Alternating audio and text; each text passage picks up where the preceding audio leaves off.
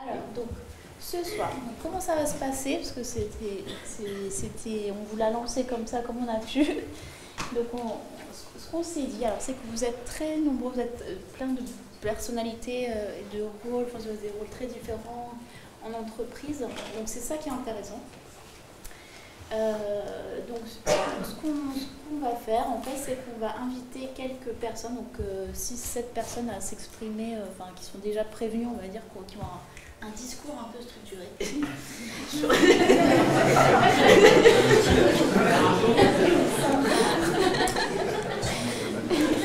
On peut passer toute la nuit aussi, moi ça me dérange pas, mais bon, après, bon.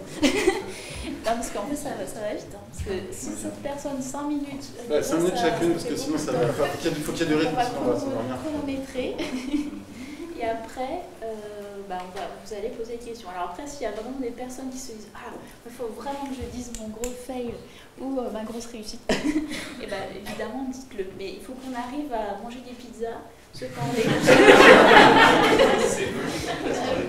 Donc du coup, bon, on va voir, les facilitateurs, on va voir si on va réussir, mais disons que ce qu'on veut à la fin de la séance, c'est qu'on ait une bonne liste de choses qui ont réussi, qui ont bien marché, et des choses qu'on ne pourra pas faire. J'incarne le fail.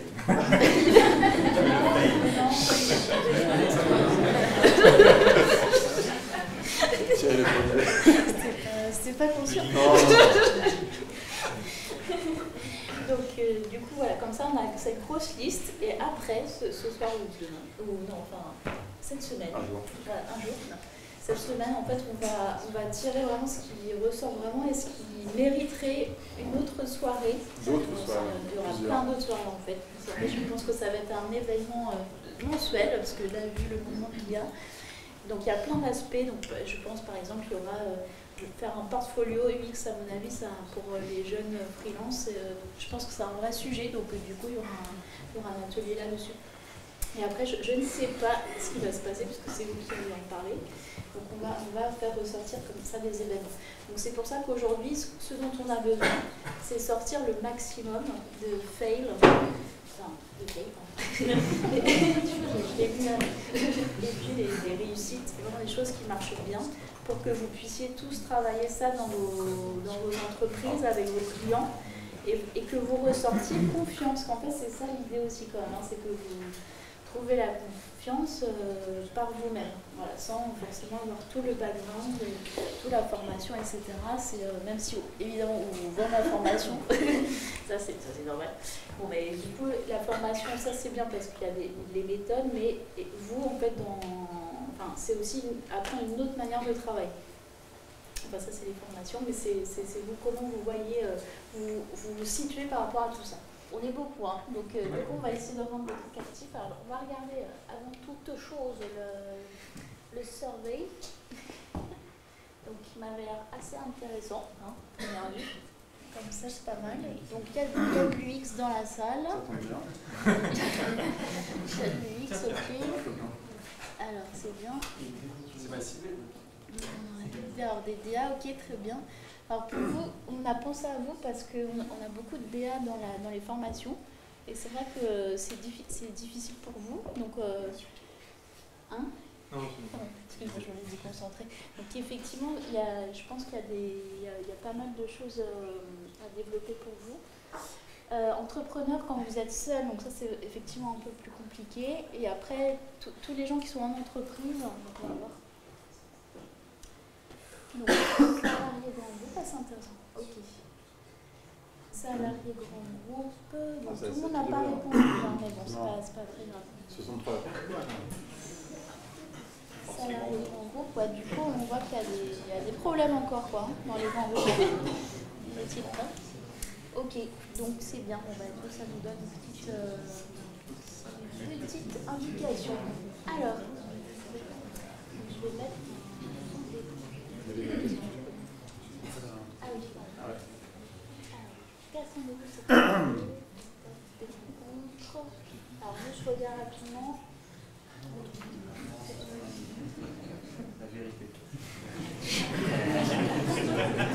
À boire et à manger de la bonne parole. Ouais.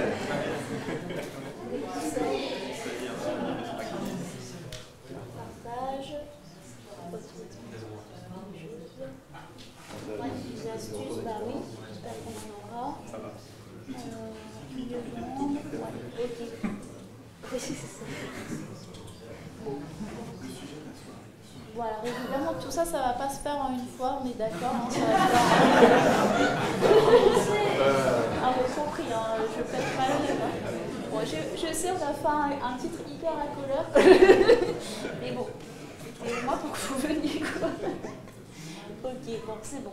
Je crois qu'on s'attendait un petit peu à ces réponses-là. En fait, ce qui serait bien, c'est que tu expliques au moins vraiment un gros échec, tu vois, un truc, tu t'es dit, putain, là, tu t'es viandé. Tu vois, la personne s'est dit, voilà, il n'est pas sérieux, pas crédible. Ah, c'est ce cas, c'est super de commencer par ça. Pour entendre personne. Ou alors, tu commences par, comme tu sens, vraiment, tu as trop cartonné. Et si tu vas vite, tu peux en dire plusieurs. Waouh. Mais l'idée, c'est qu'on soit le plus de personnes à partager. Ça marche. C'est parti. Okay. Oui, je veux pas qu'il se présente un petit peu. Ouais. Ah, c'est sympa, il y a des instructions. Alors bonjour, je vais demander les places.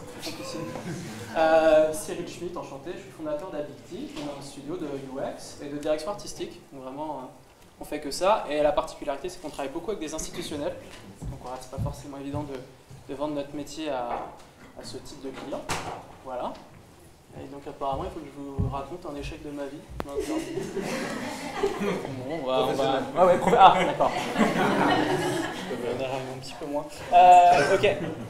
Alors je vais commencer par le fail, donc je vais me retourner vers toi. Alors c'était il n'y a pas longtemps, c'était pour MSF, on m'a prévenu du jour au lendemain qu'il fallait que j'anime un atelier pour 50 personnes. Et du coup je ne savais pas trop qui j'allais avoir en face de moi.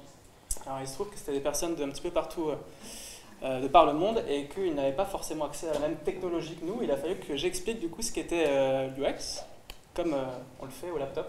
Donc j'ai pris un petit bout du cours en fait, qu'on fait d'ailleurs ici, et qui était des exemples de machines à laver qui ne marchaient pas trop. Donc je demandais aux gens en fait, voilà, qu'est-ce qui se passe, qu'est-ce qu'on fait, qu'est-ce que c'est que cette machine, comment on appuie sur ce bouton, qu'est-ce qui va se passer. Le problème, c'est que 80% des gens, en fait, n'avaient pas de machine à laver dans leur pays. Et du coup, donc pour moi, c'était un petit peu un fail, parce que déjà, ça n'a pas marché, quoi. Voilà, les gens ne lavaient pas leurs vêtements de cette manière, donc ils n'avaient pas la réponse. Et en fait, ça m'a rappelé que nous, on est bien gentils, on parle toujours de UX à plein de personnes, tout le temps, on fait des cours, mais en fait, il faut aussi se rappeler à quel public on est en train de parler, et du coup, c'était assez intéressant.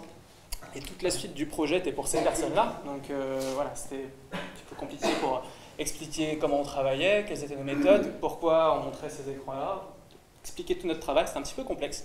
Donc je pense que voilà, ça m'a remis un petit peu à ma place, et je mettrai ça dans cette rubrique. Et le fait que tu aies dû faciliter comme ça, au pied levé 50 personnes, enfin un atelier 50 personnes. C'était l'enfer, j'avais envie de mourir. Très honnêtement, c'était assez compliqué. C'était assez compliqué, et puis en plus, c'était des personnes qui n'avaient pas forcément l'habitude de travailler avec des post-it, qui ne comprenaient pas forcément pourquoi. C'était en anglais, il y avait plein de petites rubriques comme ça qui étaient assez sympas. Donc ça, effectivement, pour commencer pour la première fois, oui. Pour la première fois, faut pas se mettre en difficulté comme ça, Ouais, effectivement. Non, mais parce qu'il y a des petits jeunes là qui démarrent. Ouais, effectivement. Donc ça, c'était une chose. Voilà. Après, donc, on n'allait par ici. On a réussi à vendre une belle démarche de user-centric à l'Office national des anciens combattants, le truc le moins glamour du monde. Et c'était un projet un petit peu compliqué parce que tout le monde ne s'entendait pas forcément dans l'équipe.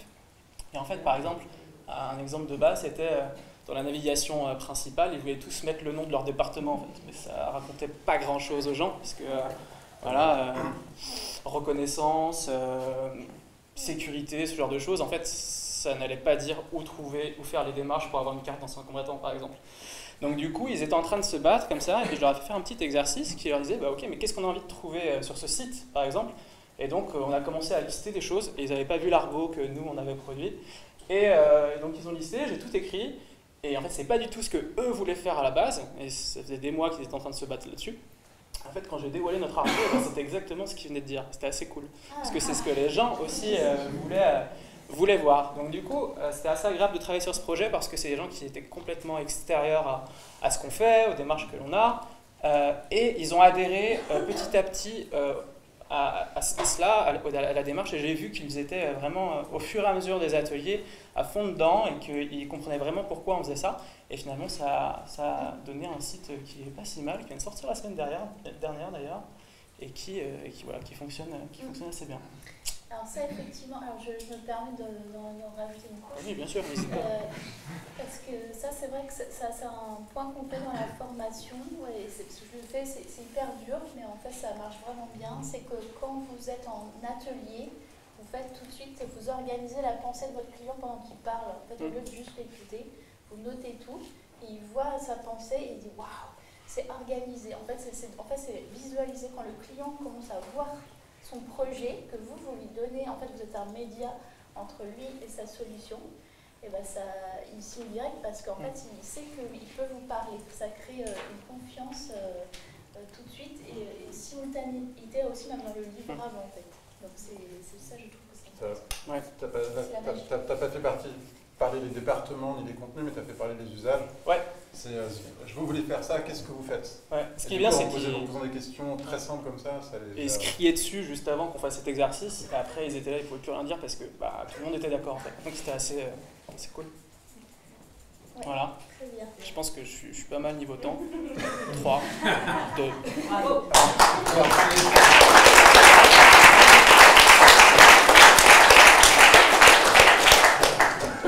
Désigné volontaire.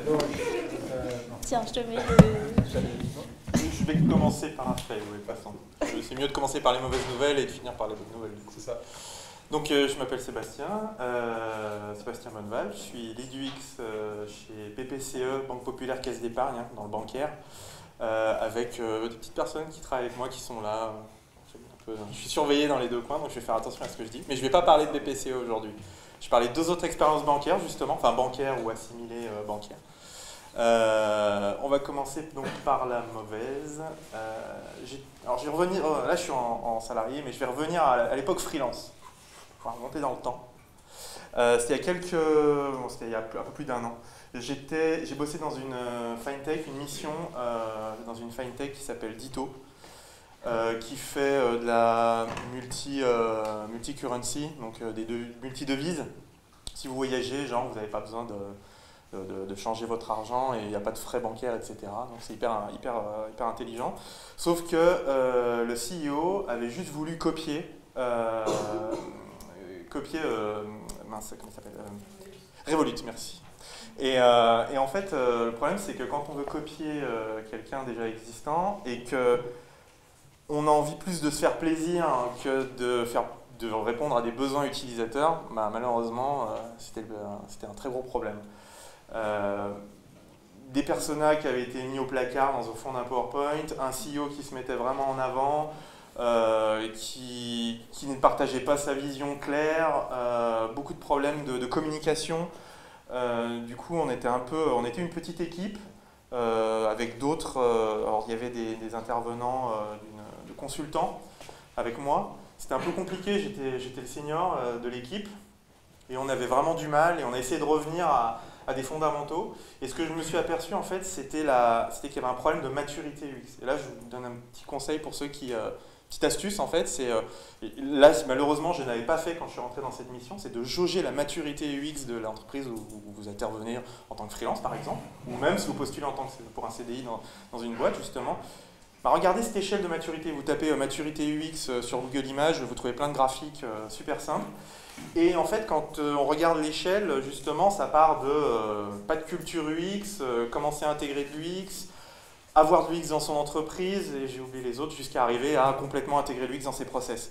Sauf que là, on était vraiment au premier niveau de l'échelle, voire même, on avait vraiment du mal au premier niveau. Donc, aucune maturité UX, donc très gros problème, ramé, et du coup, on commence par de la culture, justement de l'acculturation, et j'ai dû commencer par faire des espèces de meet-up le midi autour d'un sandwich avec les gens des équipes, leur dire qu'est-ce que c'est que l'UX, pourquoi on est là, parce que beaucoup de gens ne savaient pas pourquoi on était là. Donc c'était un peu difficile, voilà.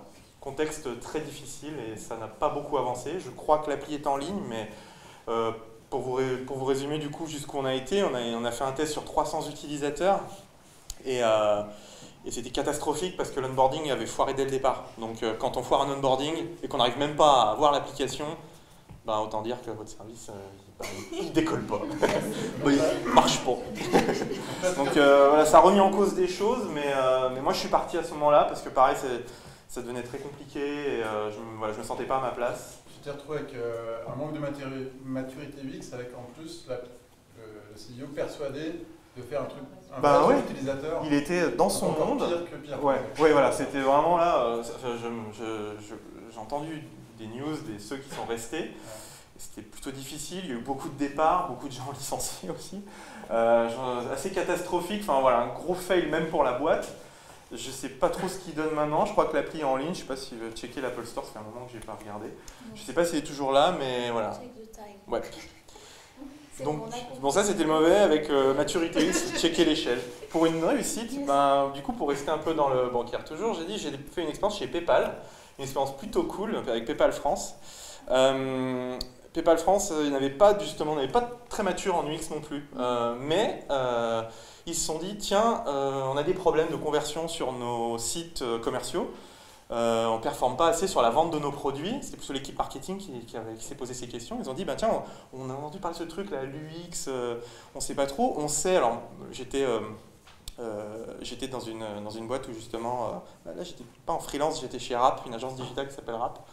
Et on travaillait en faisant des emailing et ils savaient qu'il y avait un UX. Et ils ont dit, tiens, pas moyen qu'ils jettent un petit coup d'œil. Je leur dis, tout simplement, vous avez fait des tests pour savoir où vous en êtes, ce que les gens perçoivent. Et j'ai profité de la brèche et ils ont dit allons-y, lançons des tests. On a lancé des tests dans 3 pays et en fait il s'avère que c'était catastrophique.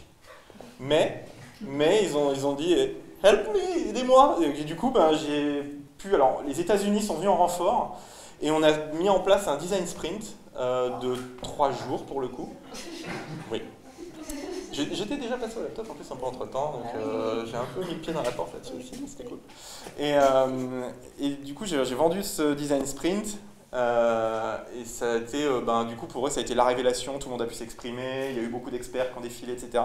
Donc ça a été vraiment hyper riche. Et à la fin des quelques jours, on n'a pas pu faire un vrai sprint de 5 jours, on a fait 3 jours, plus après du prototypage sur des bases de sketching qu'on avait fait. Mais les 2 autres jours ont été faits après, du coup on a retesté, et là, à partir de là, on a pu itérer. Et j'ai pu aider les équipes à se transformer en intégrant Sketch dans les process. Désolé pour Adobe. Mais Sketch dans les process. Les équipes américaines utilisaient Sketch dans leur design system. Design system, justement, qu'est-ce que c'était? Expliquer à tout le monde, l'atomic design, tout un tas de gros mots qui accompagnent toute cette transformation. Et voilà, je crois que ça va sonner. Donc plutôt positif là-dessus. Donc là, le petit conseil, c'est vite tester aussi quand vous arrivez dans un terrain inconnu, vous ne savez pas trop où ça en est, le client ne sait pas, on ne sait pas, on est un peu dans le l'oubli-boulga de choses. Petit test utilisateur pour bien démarrer. Voilà.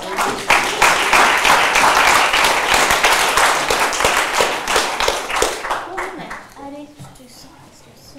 Hop. Ah ouais, là, je ne vais pas vous dire si c'est un fail ou une réussite ouais, moi j'avais deviné au départ. Alors, donc moi je m'appelle Corinne Lelier, donc je suis directrice du design en fait chez Bakelite, une agence qui fait partie du groupe Capgemini. Alors, première petite histoire, j'étais jeune, donc plus jeune que maintenant, et on me contacte pour... Alors j'étais dans une petite agence qui faisait que de l'ergonomie, l'UX, etc. Donc on avait l'habitude de faire du test, des audits à répétition. Mais on avait peu l'occasion en fait de voir des choses du début jusqu'à la fin. Et là, on me contactait justement pour faire un audit. Donc un DG en fait d'une boîte nous appelle pour faire un audit d'une application qui était assez complexe, avec du serveur vocal, avec aussi une partie qui était déportée sur un site web, en B2B, enfin assez complexe au départ. Et donc, je pars sur cet audit. Je fais un audit avec mon équipe restreinte à ce moment-là, mais on arrive à faire un peu un audit à 2 personnes. On trouve plein de trucs, des trucs énormes, des trucs plus fins, etc. On arrive à hiérarchiser les choses, etc. Et arrive le rendez-vous, normalement, de restitution, qui en fait est décalé.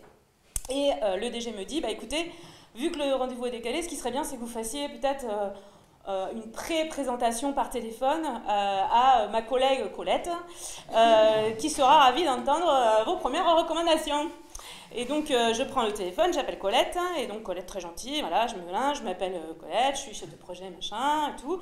Et donc, voilà, l'idée, c'est que vous me présentiez un peu vos retours, et puis comme ça, on pourra bien préparer la présentation au DG, etc.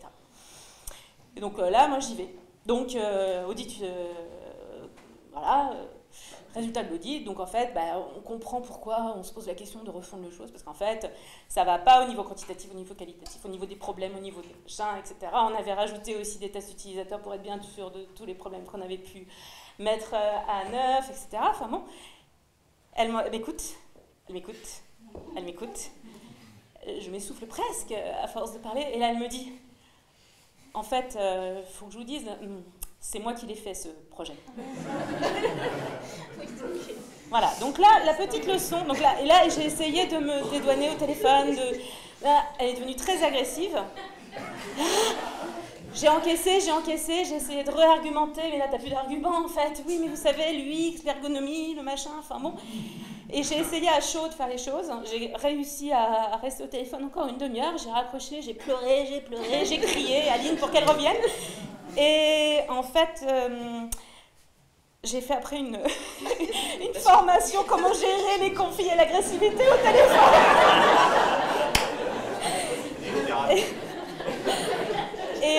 Et en fait, ça m'a appris une chose énorme. C'est toujours faire sa petite cartographie... La petite carte des parties prenantes. D'accord ? Qui sont les intervenants pour lesquels j'interviens ? Pourquoi on me fait intervenir sur ce projet ? Parce qu'en fait, elle était sur la sellette, Colette. Elle était sur la sellette. Et donc voilà, donc j'ai fait les petites erreurs les grosses erreurs de débutante. Donc la carte des parties prenantes, savoir à qui on s'adresse, savoir l'historique du projet, l'historique de l'application, et puis pourquoi en fait ce DG veut refondre les choses. Enfin, ça a l'air tout bête, mais on oublie parfois, on fonce tête baissée, parce qu'on a un brief qui nous fait kiffer. Et voilà, repartir toujours sur de bonnes choses. Donc évidemment, c'était le fail. Donc, la réussite. Dans ces nombreuses réussites, qu'est-ce que je vais pouvoir choisir? On va prendre un des derniers projets qu'on a fait chez Bake Elite. Un client connu du monde du dating, donc mythique pour ne pas le citer. On a un contact, voilà, on les rencontre, et ils nous disent vous faites quoi vous déjà? Ah ouais, lui, c'est bien. Ouais, nous, ça marche vachement, de toute façon, on est les meilleurs, on est les plus, hein. Et on leur dit, peut-être que ça pourrait être intéressant de regarder s'il n'y a pas des choses qu'on pourrait optimiser, etc. Donc, ça serait bien qu'on se rencontre et tout. Donc, on les rencontre. Et là, en discutant avec eux, en challengeant un peu les usages, dans quel cas les gens utilisent la plateforme, est-ce qu'il n'y a pas des choses qui posent problème, etc. On se rend compte qu'il y a deux gros problèmes. Le premier, c'est, je vous schématise le truc à fond, hein, j'ai plus que 2 minutes 30. Deux gros problèmes. Le premier, c'est que, en fait, Mythique veut toucher des beaux célibataires jeunes et fringantes. Sauf que les utilisateurs qu'ils ont actuellement ne sont pas toujours sur ce modèle-là. Donc il y a un petit souci parfois de... comment dire, me retrouver dans le miroir quoi, par rapport à ça. Donc on a vraiment cette logique de je m'adresse peut-être pas vraiment complètement à la bonne cible quand je fais des pubs à la télé, etc. Et voilà, donc il y a ce point-là. Donc il y avait peut-être un truc à faire sur la recherche utilisateur. Et le deuxième point, c'était qu'en fait, ils ont découvert un truc de dingue. Yoho! Les femmes ne fonctionnent pas pareil que les hommes. Et dans les applis de dating, autant un mec peut se sentir super bien quand il a 1500 mises en fave dans la journée, autant une nana, elle se sent un peu harcelée, en fait. Et donc, du coup, il y avait aussi ce truc qui était de dire comment on pourrait faire au niveau du journée de l'utilisateur. Est-ce qu'on pourrait pas trouver des astuces pour temporiser les mecs, que les nanas n'aient pas peur tout de suite, dans le parcours. Alors là, je fais un truc très monolithique, garçon, femme, machin, mais on s'en fout. Hein. Et faire en sorte que les mecs, par contre, eux, aient bien tous les faves des filles qui soient bien volumineux pour leur redonner de l'envie et de l'entrain. Donc, fort de ces deux grandes informations, on a fait un design sprint pour essayer de faire quelque chose facilement concret, pour leur montrer en quoi on pourrait les aider, au moins sur le deuxième point, là, qui était la différence entre les hommes et les femmes sur le dating. Bon voilà, et bon, fort de ça, on est sorti avec un prototype, on a fait des tests, etc. Ils se sont rendus compte en fait qu'avec peu de temps, peu de choses, on pouvait ralentir ces choses-là. On pouvait rajouter des choses qui temporisaient. Et après ça, en fait, ce qu'on a fait, c'est qu'on a refait, et puis on est en train de refaire. Pas seulement l'application mobile, on a commencé par l'application mobile, puis finalement, là, on a fait tout le dispositif. Et surtout, maintenant, ce qu'on fait, c'est qu'on essaye de voir comment on peut introduire vraiment l'UX au sein des projets, dans les squads, en agilité, etc. Donc, yoho! Voilà.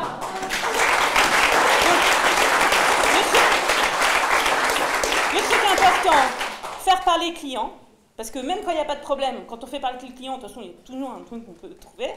Deuxième truc, le design sprint, en fait, c'est faire un truc petit, concentré dans le temps, qui prend un problème pour un persona ou deux maxi dans un temps donné, et on résout un petit truc. Donc là, c'était sur un parcours.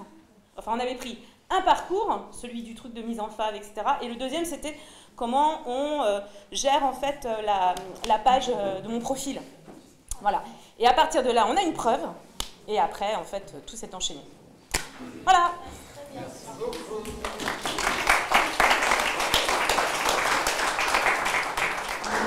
C'est cool, c'est bien de vous donner de l'eau au moulin.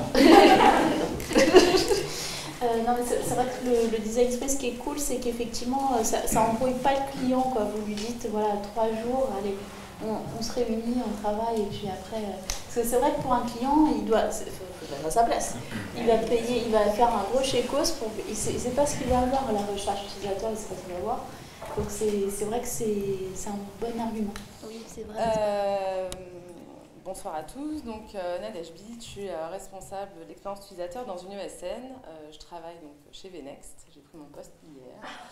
Voilà, donc nouveau challenge, nouvelle évangélisation en interne. Voilà.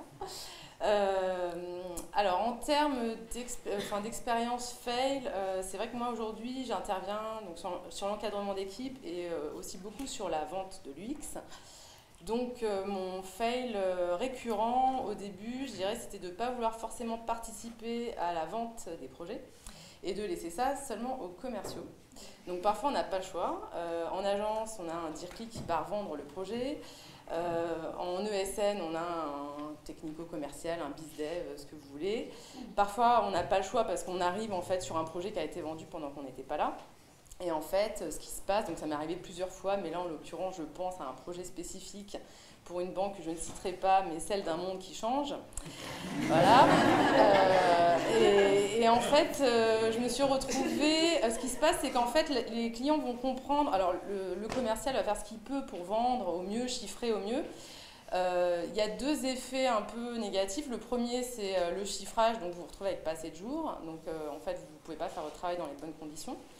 Et sinon, si vous avez assez de jours, vous vous retrouvez dans une ambiance cata avec une mauvaise compréhension du design, ou par exemple on a vendu le design que en amont, donc on vous a vendu un super design sprint, sauf que derrière en fait il n'y a pas de suite, donc voilà. Parfois vous arrivez d'ailleurs après un design sprint qui a déjà eu lieu et vous expliquez à votre client que oui mais c'était il y a 1 an et demi et donc depuis voilà, les besoins ont évolué, etc. Et donc il faut refaire un design sprint ou au moins une phase de recherche.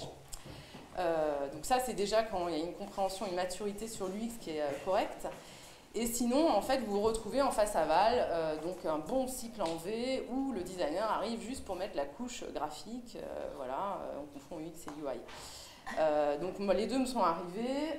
Comme ça s'était bien passé avec mon client, en fait, je me suis fait piéger parce que j'ai fini par devenir le doudou de mon client, qui ne voulait plus se séparer de moi.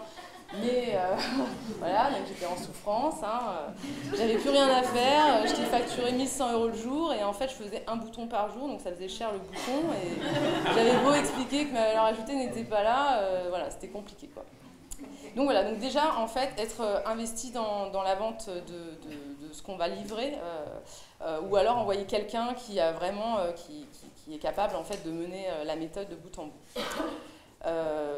Du coup, sur les succès, les réussites, attends, j'avais mon anti-sèche pour en tenir dans le temps, je m'étais mis quoi. Oui, alors du coup, une des astuces que j'aurais, ça serait de dire, en fait, d'argumenter chaque étape. Donc ça rejoint ce que tu disais sur le discours et ce qui a été dit avant sur le fait de s'assurer que les gens qu'on a en face comprennent bien la démarche, voilà, que tout le monde ne comprend pas l'UX au même niveau, etc.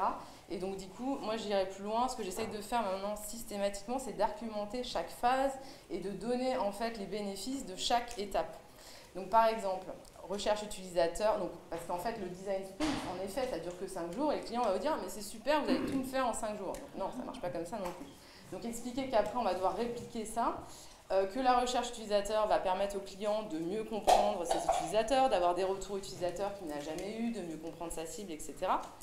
Que l'UX en fait le stratégique on va dire ou le design de service va permettre au business de booster son offre, de se réconcilier avec ses utilisateurs, peut-être aussi de disrupter son modèle, d'aller chercher en fait des sous ailleurs.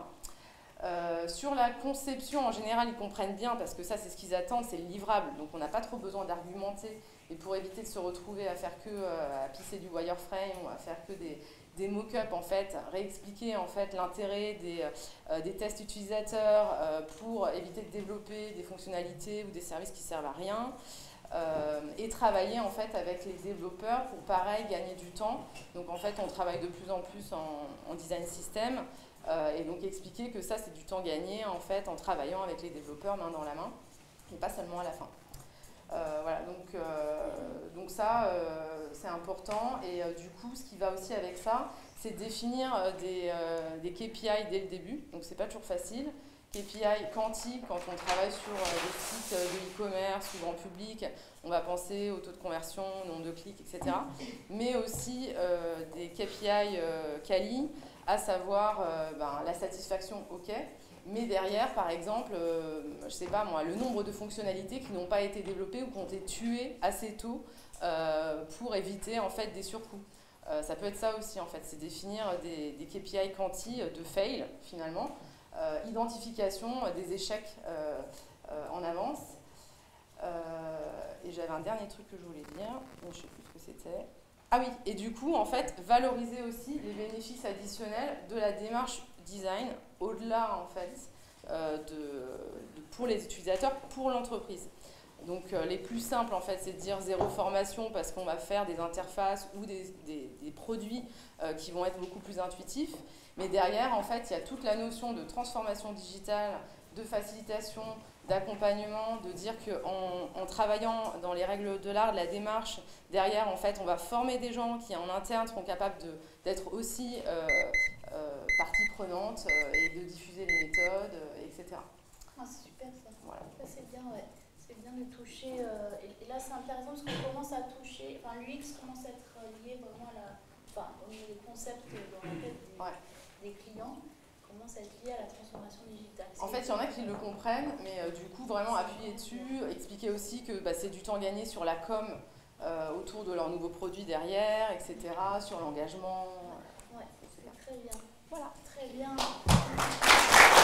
Je suis un grand compte. J'ai eu de la chance, j'ai eu du choix et je suis allé vers Orange.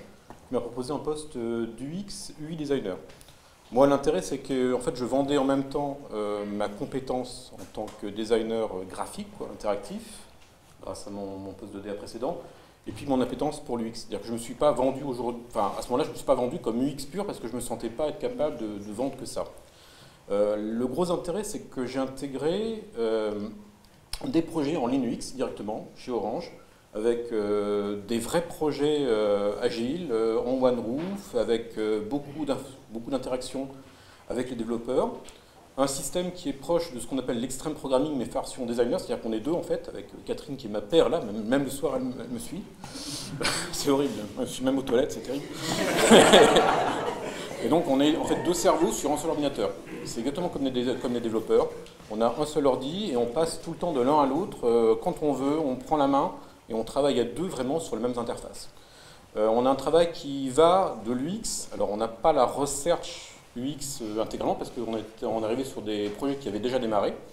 Mais on a la partie conception de parcours, on a la partie information auprès des utilisateurs, puisqu'on fait les tests, on prépare les tests et on les facilite.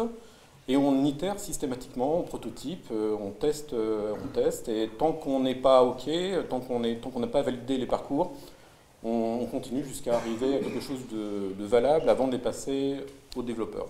Donc on a la chaîne vraiment de production complète, conception de production jusqu'à l'interaction, et on fait de l'amélioration continue en plus pour toujours non seulement améliorer, compléter le service, mais essayer de l'améliorer. Je vais passer sur les fails et les réussites. Alors le gros fail, c'est que comme c'est Orange, eh ben, on a un SI qui existe depuis très longtemps et qui est très très lourd. C'est-à-dire qu'en fait, on avait, dans un premier temps, on avait beaucoup de choses à récupérer d'un ancien SI qui s'appelle NEC, avec plein de fonctionnalités, plein d'options, plein de services, plein de machins bien lourds, développés pas par des designers. Et avec plein de fonctionnalités dans tous les sens. Typiquement, un truc qui est dans tout con, qui s'appelle le transfert d'appel. On prend son téléphone, on choisit vers quel numéro on veut un transfert d'appel, on choisit une durée peut-être, et pendant ce moment-là, le téléphone, au lieu de sonner là, il va sonner sur celui qu'on a décidé. Le problème, c'est que quand c'est Orange qui a conçu le service il y a 20 ans, eh ben, il y a 36 000 options machin, et on ne peut pas les enlever. Donc au lieu de faire une itération ou 2 itérations comme on a l'habitude de faire pour arriver à valider, à améliorer le service intégralement, on a fait 8, 10, je ne sais plus, enfin ça a quasiment duré 10 mois.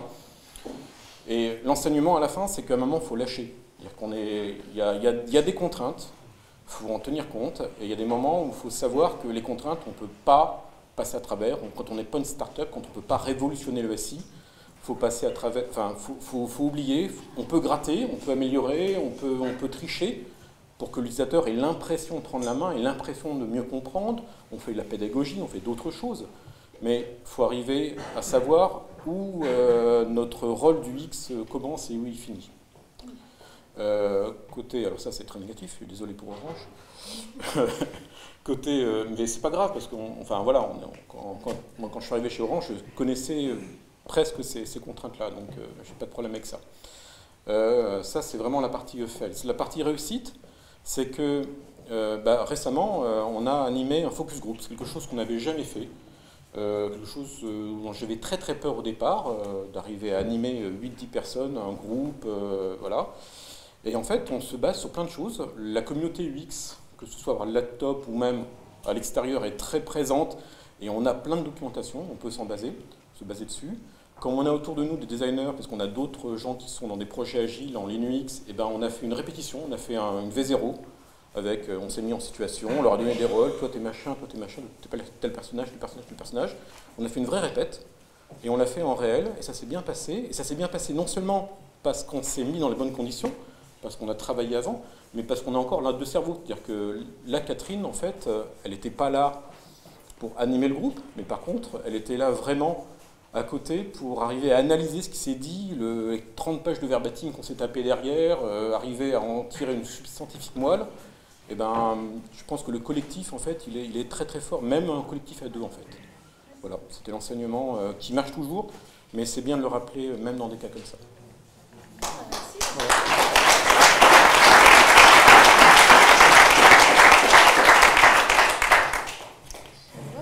C'est cool, c'est hyper chouette parce que c'est vrai que tu étais venu vraiment en pur DA et tu as commencé à faire un portfolio hyper détaillé. Donc ça c'était bien. Je voulais peut-être juste dire par rapport à ça, je me suis pas, c'est vrai que c'était compliqué de vendre cette notion du X. Et en fait, quelqu'un m'a dit dans une des soirées du laptop, si tu veux vendre ton expérience, le sprint design ne suffit pas, fais des projets. Et donc j'ai un site perso donc, qui marche, qui existe. J'ai fait une démarche de site perso, j'ai fait le sprint design, il est pur et dur. J'ai dû le refaire en plus chez un client qui voulait m'embaucher. Et en fait, c'est ça qui m'a permis de vendre le truc. C'est-à-dire que derrière, avec ces 2 pauvres projets, j'avais 5 offres d'emploi. Voilà, c'est ça. Parce que tu as bien. Parce que tu m'avais montré ton portfolio, je disais, là c'est bien parce que tu avais vraiment tout compris. J'ai orienté UX, j'ai vraiment fait la démarche sprint design de A à Z avec. Alors ça d'ailleurs, c'est quelque chose. Alors je sais pas, Pascal, je crois qu'elle est partie. Enfin, je vais partir. Parce qu'on a un projet en suspens et enfin, si vous, justement, s'il y a des personnes qui veulent s'entraîner sur un projet, on a un sujet qu'on peut vous passer, vous pouvez le faire ici. Donc si ça vous intéresse, vous pouvez venir voir. Elle est partie, Pascal, elle est revenue. Ok, sinon vous pourrez venir nous voir et nous dire si ça vous intéresse, parce que du coup on aura un cas à vous donner. Donc ça c'est hyper important, des cas réguliers. Autre expérience du coup, c'est pas pour envoyer des fleurs, mais qui est récente là. Et depuis 2 ans, il m'envoie faire des formations à l'EFAP. Je trouve que c'est une expérience intéressante. Et du coup, c'est pour ça que je vous en parle là, puisqu'on ne l'a pas encore évoqué. Le fait d'animer des design sprints en école. Donc là, il s'agit de MBA, ils sont en 5e année. Ils sont en digital marketing business, donc ils ne sont pas voués à être UX ou designer. En tout cas, ça évangélise, entre guillemets, la profession du UX. Et quand ils sortent de là, ils vont directement travailler. Ils sont MBA, donc l'année prochaine, ils sont en agence ou ils sont dans des gros groupes. Enfin, en tout cas, ils vont travailler avec des UX ou ils vont potentiellement embaucher des UX. Dans tous les cas, ils n'embaucheront pas n'importe quel process de travail puisqu'ils l'auront vécu. C'est-à-dire que pendant 3 jours, ils sont en mode sprint et quand ils arrivent, ils savent qu'à la fin, ils vont parcourir tout Euratechnologie, parce que là je suis à Lille, avec leur proto, leur première page de maquettée et ils vont y aller. En tout cas, ils sont passés par toutes les étapes et on leur apporte cette connaissance métier qui vont faire qu'après, ils ne vont pas recruter n'importe quel process et ça ne va pas être de l'UX pour pondre de la maquette. Ils sauront ce que c'est qu'un UI, ils sauront ce que c'est qu'un UX. Ils sauront qui embaucher et pourquoi faire et dans quel contexte. Donc je trouve que ça, c'est un vrai succès de l'apporter, d'arriver à l'apporter à l'intérieur de l'école, dès un MBA ou même un petit peu avant, c'est-à-dire avant leur sortie. Et du coup, pour toi, parce que là c'est plus pour toi la question, c'est aussi quand tu donnes les formations, c'est que du coup tu vois ce que tu sais pas trop, donc ça permet aussi de... Ah mais moi je teste plein de trucs. Voilà, tu testes. Là j'ai testé des icebreakers avant des expériences Mac par exemple, ça fonctionne dans certains. J'ai retesté du Lego Serious Play aussi. Voilà, en fait c'est à double tranchant, c'est-à-dire qu'il y a des choses qu'on ne peut pas se permettre de tester quand on travaille. Je travaille avec Sébastien, je travaille avec David chez BPCE, des choses qu'on ne peut pas se permettre en mode test. Avec les étudiants, c'est l'occasion, allons-y. Et on se fait aussi la main, et après, voilà. Puisque de toute façon, c'est un peu le champ libre. Et puis c'est aussi un moment où nous on travaille dans le bancaire. Personnellement, je trouve ça finalement assez fun. Mais l'année dernière, j'ai fait bosser les étudiants sur l'éco-responsabilité. Là, je les ai fait bosser sur la notion d'insécurité en ville.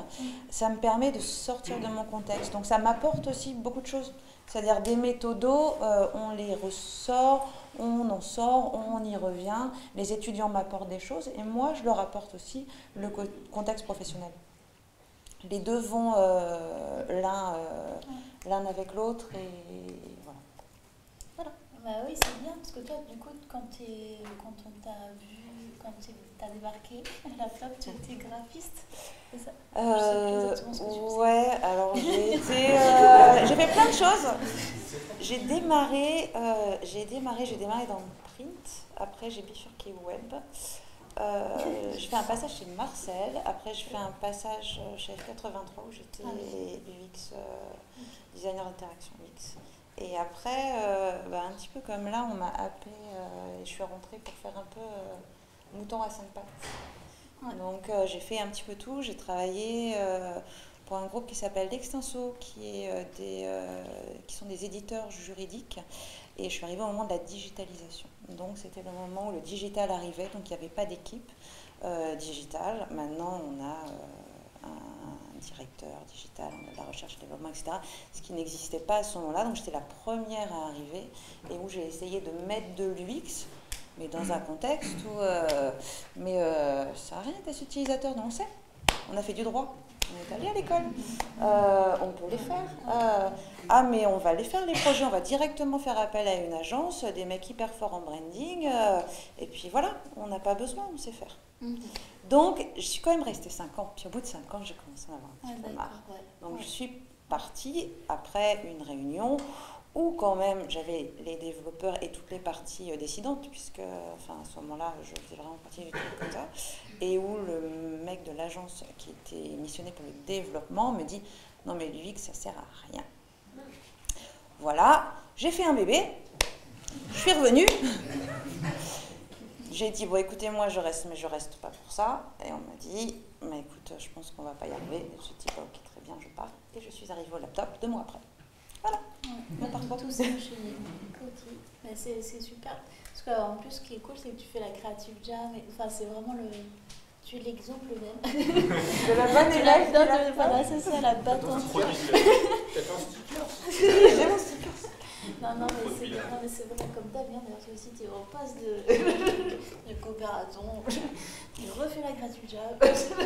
Non, mais c'est vrai que chez AF, on avait vraiment ce côté expérience du design. On faisait beaucoup de tests utilisateurs, etc. Et en arrivant là, je me suis un peu battue pour des prunes. Et du coup, je suis restée. Tu vois, je n'arrivais pas à progresser parce que... Donc, voilà. Du coup, David, transition.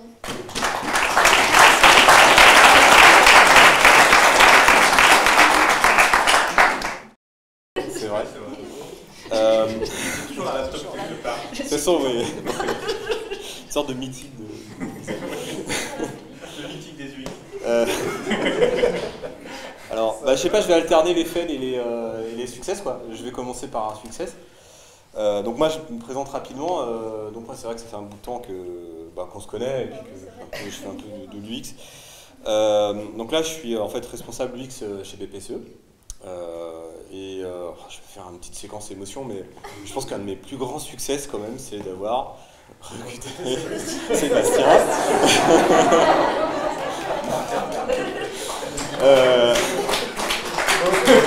bon, hein. Non, mais en fait, je trouve que c'est quand même la chance. C'est pas facile. C'est pas facile tous les jours dans une grande boîte comme ça qui est pas du tout de culture design, qui fait sa transformation digitale, voilà, mais qui l'a fait depuis pas très longtemps. Et en fait, moi, j'y suis allé parce que on m'a dit, bah voilà, c'est tout neuf. C'est vrai que c'était tout neuf. Enfin, la transformation digitale, en tout cas, l'organisation dans laquelle je me suis intégré était assez nouvelle. Elle avait même pas un an et il y avait quasiment pas de design. Enfin, c'était vraiment tout à faire. Et moi, ce qui m'a intéressé, c'est de pouvoir monter une équipe. Intégrée, donc, parce que moi je pense que pour réussir à transformer une organisation, à un moment il faut qu'il y ait une culture qui se développe en interne, et pour développer une culture en interne, il faut qu'il y ait des gens en interne, quoi. Il faut que ce soit ancré, voilà. Et c'est le seul moyen de le faire, à mon avis, c'est le meilleur moyen de le faire en tout cas, pour pas que ce soit une surcouche, c'est qu'il y ait des gens qui soient au cœur et qui militent, qui bossent, qui montrent que ça marche, enfin, etc. Ça, je pense que c'est une bonne, voilà, c'est comme ça à mon avis que ça doit marcher. Et donc monter cette équipe, je trouvais que c'est une super expérience. Même si, comme je disais, c'est pas facile tous les jours. Quand on est un peu responsable aussi, dès qu'on a un poste un petit peu de responsabilité, on se tape des trucs. Voilà, faut valider des notes de frais, faut valider des bons de commande, il faut choisir des prestataires, faut faire des appels d'offres, faut faire des machins, etc. Faut rencontrer des gens de la sécurité. Mais voilà, on a des points entre tous les UX et moi c'est vraiment ce qui me motive le lundi matin. Je me dis, waouh, super, on va faire un point UX, on va tous se retrouver, on va partager les trucs sur lesquels on bosse, on va échanger et tout. Et c'est vachement bien, quoi. Et c'est vraiment, bon voilà, ça c'est un super succès. Qu'est-ce que je pourrais dire comme fail là? Le fail, toujours pareil un peu, c'est de ne pas avoir fait de recherche. Parce que les meilleurs peuvent se planter, enfin les meilleurs, je dis ça. Mais enfin tout le monde peut se planter. Voilà, même quand on en a fait plein, j'ai fait plein de phases de test, ça fait, par exemple, je sais pas, avec Accence, moi ça fait 15 ans, 20 ans que j'ai fait des tests. La première fois c'était, je sais pas, c'était presque dans les années 2005, enfin, on ne parlait pas encore vraiment du X, et là, voilà, je débarquais, je bossais pour lastminute.com, et bon, ils avaient été rachetés par une boîte américaine qui avait un peu cette culture du test, et ils avaient organisé des tests en France pour évaluer les interfaces, et moi je découvrais ce truc et je trouvais ça génial, quoi. Et donc voilà, on a fait chez Voyage SNCF, on a fait des tests itératifs, un peu en mode, pareil, un petit peu sprint aussi, mais voilà, test, évolution, etc. Et puis là, je débarque chez BPCE, et puis transformation digitale, faut que ça bouge, faut que ça change, faut qu'il y ait des trucs qui sortent, machin, et donc là, on commence à toucher les apps, à bouger des trucs, à changer des machins, à valider des trucs sur des coins de table à 21h30 le soir, enfin des trucs, voilà. Et puis voilà, enfin quand même, la banque, c'est, je sais pas, dans l'ordre, hein, c'est la troisième type d'application le plus utilisé. BPCE, c'est sur le mobile, c'est 6 millions d'utilisateurs. Et donc voilà, on change des trucs comme ça, et puis les gens les gens râlent. Et quand les gens râlent, quand il y a 6 millions d'utilisateurs, voilà, on se prend 200 avis négatifs sur les stores, et puis là les gens ils disent bon, écoutez, le design est un peu pourri, là, vous êtes un peu planté les mecs. Et j'étais pas très bien. Et j'étais pas très bien parce qu'on avait pris des décisions comme ça à l'arrache, parce qu'on avait la pression et on a fait des conneries, quoi. Voilà, donc on va essayer de pas le faire. Qu'est-ce que je pourrais dire? Un autre succès, très rapidement. C'est la fin ou pas?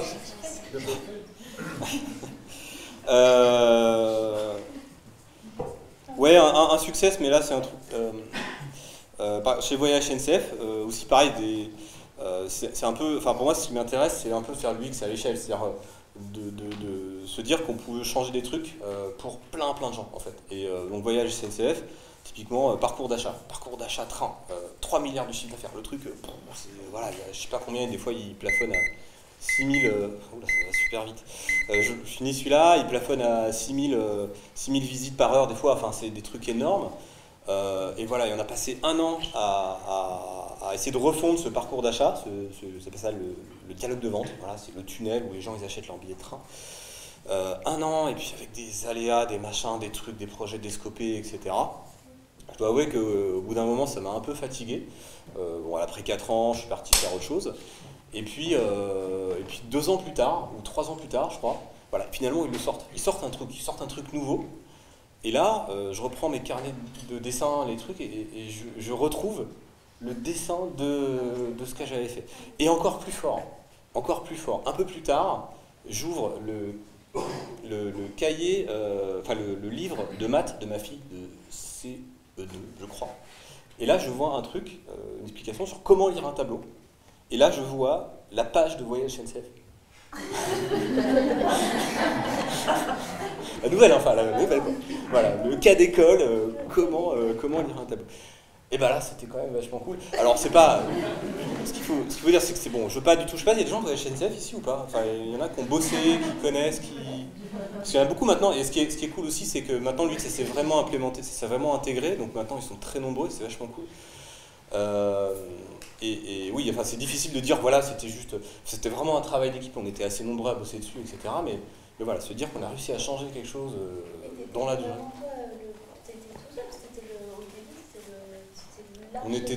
On était l'architecte de l'information, ouais. On était 3, il y avait un manager, un UI et moi. Et puis après, ça s'est vachement développé. Ouais. Oui, SNCF, du coup, il y en avait certains qui étaient très reconnaissants, ils m'avaient parlé de toi, et ah ouais, parce que encore, ouais. Voilà. Bon, bah c'est bien. Jules Leclerc, je pense que j'en connais quand même pas mal d'entre vous, puisque je participe depuis maintenant quelques temps aux formations sur la partie UX et ergonomie. Donc aujourd'hui je suis freelance, mais j'ai travaillé pas mal d'années dans une agence qui s'appelle Usabilis, donc une petite agence d'une 12aine de personnes, qui est vraiment spécialisée sur l'ergonomie, et la conception d'interfaces, etc. Et donc je vais commencer par le phase. Donc en fait c'était chez Usabilis justement, et c'était dans le domaine du luxe. Alors je ne sais pas s'il y en a parmi vous qui ont eu la chance de bosser pour le luxe. Alors, je ne vais pas citer non plus la marque, mais c'est des chaussures qui ont des semelles rouges.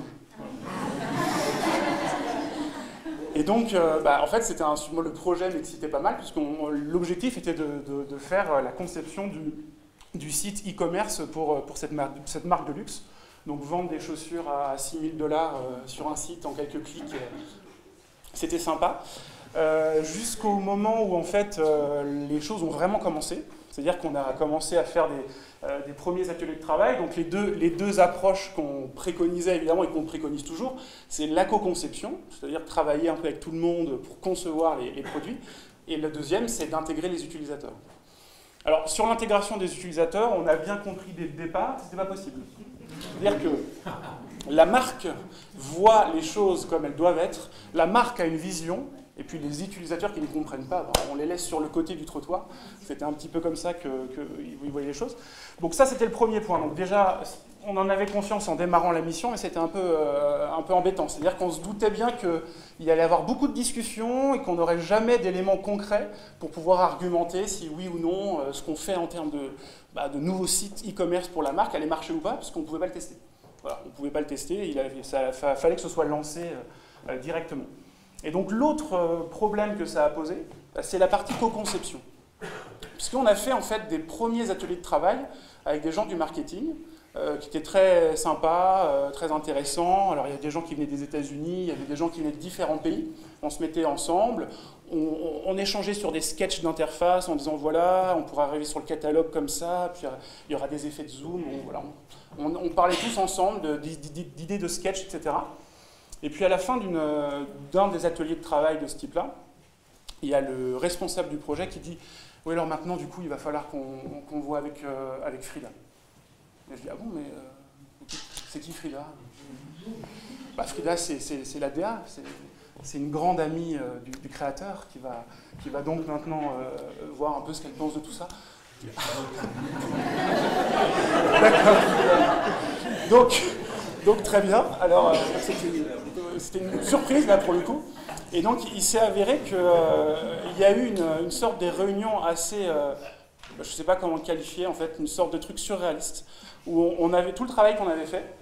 En fait, Frida est arrivée avec ses carnets de croquis. Et où elle avait imaginé le site. Elle avait dit, oui, non. Alors,